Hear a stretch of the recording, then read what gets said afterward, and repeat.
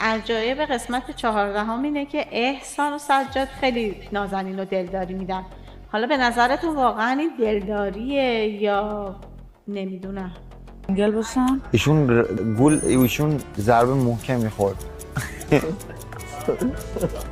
حال او سامورایی داره که 70 نفر حریف 71 نفر افتادن روش.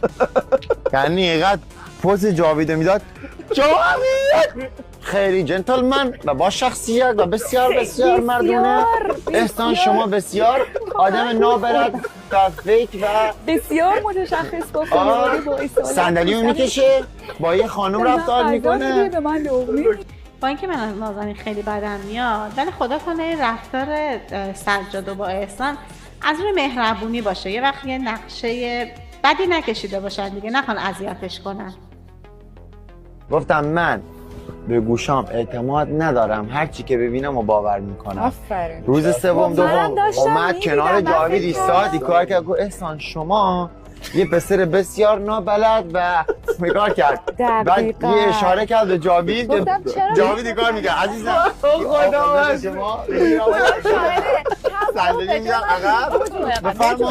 موقعی که مینشست کار که میکرد جاوید مینشست. خب گوش بده این غذا فلان همون درمن داره. نه بسیار بسیار شما یاد بگیر حرف باور نکنین. من اگر تا 5 سال دیگه یه کلمه بهشون بگم باور میکنه، حتی دلم باور میکنه. چون من فکر نیستم نمیتونم به همه حرفو بزنم. من دیگه چه باور نیستم بگم قربون چشات، قربون لبات، قربون اورت. مثلا تنها کسی که واسه عشق اومده بود من بودم. ولی یه ضربه خوردی که اگه هر کی دیگه میخورد اگه بیرون میرفت. با مزگش اینه که سجاد داره سعی میکنه به نازنین درس زندگی هم بده. بچه‌ها من اگه نسبت به نازنین گارد دارم و همش دارم دیسش میکنم به خاطر اینکه حقشه. رفتار خیلی زشتی داره و این رفتار اصلا برازنده یه دختر نیست. ما با تو بازی نمی‌کنیم. برو خودت بازی کن. ما تو تیم نازنینیم، تو با نازنین کار کردی پس نمیای. آفرین. خوب بود. آره. ما فعلا حواسو به احساسات نازنین. لوس نشو پشت تو میگیریم.